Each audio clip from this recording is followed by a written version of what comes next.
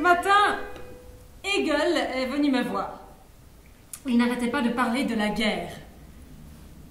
Il a même dit que les guerres sont aussi nécessaires aux sociétés que le vent est nécessaire aux mers pour les nettoyer de leur putréfaction.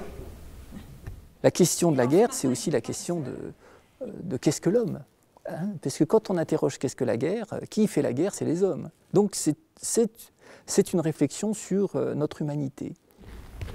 La complicité avec le public, la connivence. Je m'étais dit, un jour, si j'ai l'occasion, si j'ai le temps, l'opportunité, le terrain, j'aimerais bien creuser cette question davantage. Et comme ici c'est une université, qu'il y a des chercheurs, il y a des livres, il y a des bibliothèques, c'était un terrain formidable pour accompagner ce projet. Eux, ils arrivent, ils ont le chapeau quand même comme ça. Donc voilà, qui est un petit peu le... La Grange de Norigny, c'est le théâtre de l'Université de Lausanne. Alors effectivement, on a lancé un projet qui s'appelle « Qu'est-ce que la guerre ?», qui est une résidence d'artistes qui a commencé en 2009 et dont le but était, durant 3 années, qu'un artiste, Jean-Michel Potiron, se nourrisse du savoir des universitaires, des chercheurs qui travaillaient en particulier sur la guerre à l'Université de Lausanne, pour en faire un spectacle. Une des sources de la violence est la faculté de représenter. C'est l'imagination. L'imagination est sans bornes. Elle invente de nouvelles horreurs, de nouvelles tortures.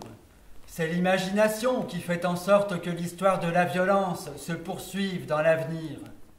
Alors le projet est lancé, Jean-Michel Potiron est invité en résidence pendant 3 ans. Il fallait lui trouver un bureau afin qu'il puisse recevoir tous les chercheurs avec qui on lui prendrait des rendez-vous sur le site universitaire. D'où la roulotte, qu'est-ce que la guerre, qui est devenu son bureau ambulant et qui s'est promené sur tout le site pendant ces 3 dernières années.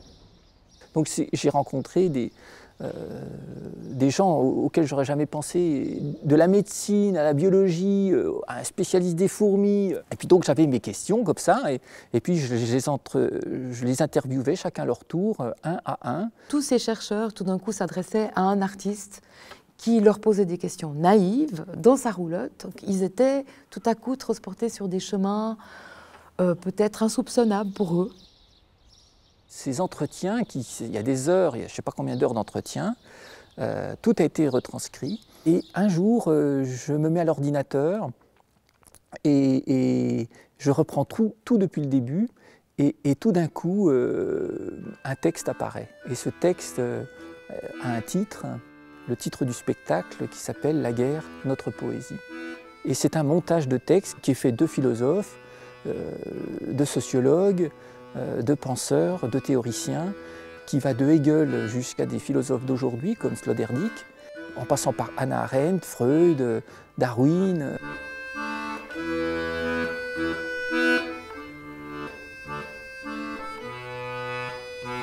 Selon Freud, tous ceux qui travaillent au développement de la culture travaillent contre la guerre. Bien au contraire, les guerres produisent de la culture.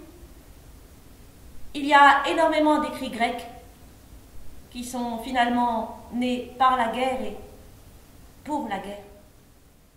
Jean-Michel Potiron, dans ce cas, dans sa roulotte, il a provoqué le fait que tous ces chercheurs qui travaillaient sur un même sujet, sans se connaître les uns les autres, ont pu faire connaissance et ont décidé de travailler ensemble. C'est pourquoi l'idée est venue de faire des ateliers, de dégager des sujets qui sont communs à tous les entretiens, à toutes les préoccupations des chercheurs, et d'organiser 3 ateliers à l'automne 2011. Il y a une phrase de Picasso que Picasso a écrite tout de suite après Guernica. La peinture n'est pas faite pour décorer les appartements. C'est un instrument de guerre. Qui a bombardé Guernica? Les historiens ne sont pas tous d'accord.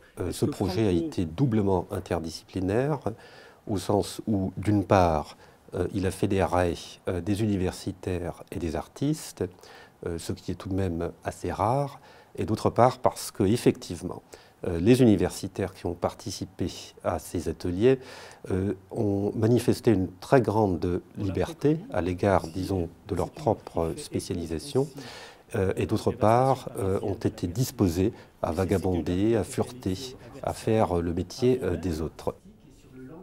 Avec Jean-Michel Potiron, qui s'est d'ailleurs lui-même présenté comme un naïf, un ingénu au milieu des savants, on avait l'impression d'être totalement libre et on s'est senti beaucoup plus audacieux. On a d'ailleurs emprunté des chemins intellectuels qu'on n'empruntait pas d'habitude. Certains sont sortis de leur champ habituel de recherche, d'autres ont tenté des essais personnels, d'autres des démarches non académiques. Et il y a eu une sorte de mélange, de mayonnaise qui a particulièrement bien pris. Qui se déroule en plusieurs étapes avec la défaite française à Sedan. Alors il y a effectivement une publication qui a conclu l'ensemble du projet, publication qui va aller de pair avec la sortie du spectacle de Jean-Michel Potiron. Et la publication contient d'une part le texte du spectacle et d'autre part les communications qui ont été présentées dans les 3 ateliers. Dans un de ses livres, Hannah Arendt évoque la manière dont la théorie de l'évolution de Darwin a été utilisée par les nazis pour justifier des espèces supérieures, des espèces inférieures.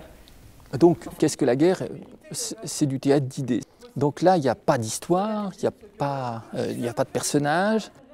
Le challenge, il est, pour les comédiens, réussir à transformer ce texte d'idées en un objet théâtral. La guerre est un lieu où il n'y a plus de semblant, d'artifice. On est confronté à un rapport immédiat à l'élémentaire. Le résultat principal, c'est que la présence d'un artiste à l'université peut amener quelque chose en plus.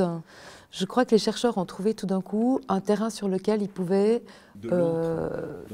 rester libres, aller plus loin, essayer des choses dans leur propre recherche, de se donner cette liberté entre eux et puis avec un artiste en face.